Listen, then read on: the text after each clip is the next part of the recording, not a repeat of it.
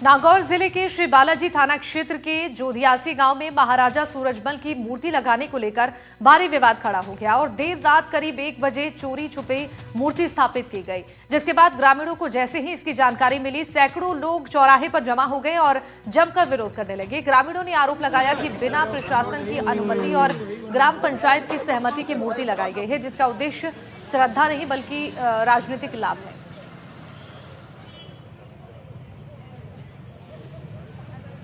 नागौर से ये खबर है, जहां चोरी छिपे मूर्ति लगाने पर विवाद हुआ है। देर रात चौराहे पर सैकड़ों लोग जमा होकर बिना अनुमति मूर्ति लगाने का विरोध करने लगे। लोकेश हमारे सहयोगी जुड़ गए हैं फोन लाइन पर, इस पर ज्यादा जानकारी देंगे।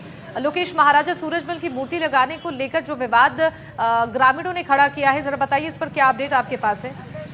जी, बताना चाहूंगा। जो पूरा मामला है जोधियासी गांव का, जहां पर महाराजा सूरजमल की मूर्ति को लगाने को लेकर के जो चूंकि देर रात मूर्ति की लगाई गई थी और इसी को लेकर के जब ग्रामीणों के बीच में जब सूचना पहुंची इस चीज की, तो वो लोग इस विरोध में आ गए और उनका ये कहना था कि जो ये पूरी मूर्ति की स्थापना की गई है, ये इसमें प्रशासन की किसी भी ढंग की कोई अनुमति नहीं दी गई है और अपनी मर्जी से जो है इसको राजनीति प्रेरित इसको बताते हुए इन्होंने जो इसका विरोध प्रदर्शन किया। और अभी इस वक्त जो है विरोधी पक्ष भी वहाँ धरने पर मौजूद है।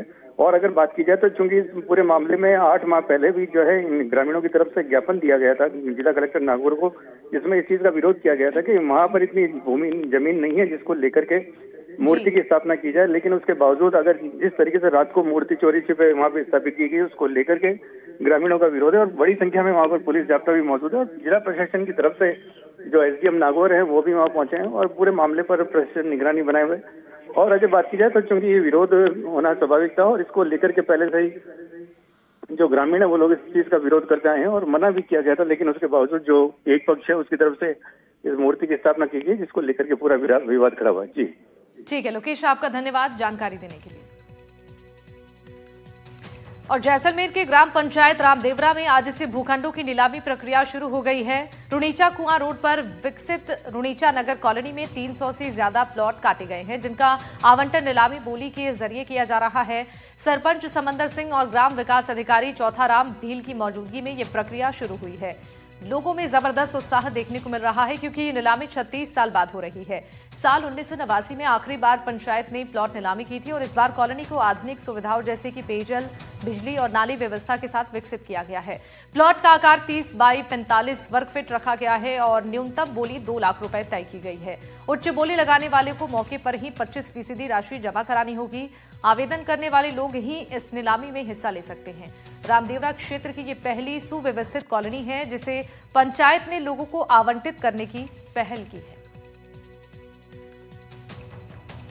कॉलोनी खसरा नंबर 191 में 1990 में काटी गई थी। 1990 में कई प्लॉट नीलामी के जरिए बेचे गए थे, जिसकी साइज 50 बाई 100 रखी गई थी और उसके बाद में निःशुल्क आवंटन भी इसमें किए गए हैं। उस प्लॉटों को छोड़ते हुए दूसरी जो भी प्लॉट जो बचे हैं उनको सुव्यवस्थित तरीके से पूरे मुटाम लगाकर ब्लॉक वाइज कॉलोनी काटी गई है और उसकी नीलामी के फॉर्म जमा करने की तारीख तो आज अंतिम तारीख है और कल से इसकी खुली नीलामी के जरिए दी जाएगी।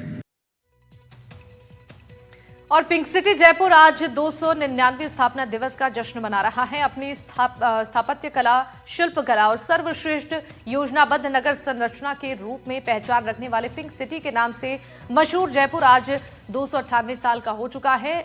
आमेर के कछवाहा वंश के राजा सवाई जयसिंह द्वितीय ने इस ऐतिहासिक और सुनियोजित शहर का निर्माण करवाया था। उन्होंने अपनी राजधानी आमेर से जयपुर में शिफ्ट की थी और सवाई जयसिंह द्वितीय खुद एक खगोल शास्त्री और वास्तु शास्त्र के गहन जानकार थे और उन्होंने जयपुर की रूपरेखा बंगाल के प्रसिद्ध वास्तुकार विद्याधर भट्टाचार्य से तैयार करवाई थी।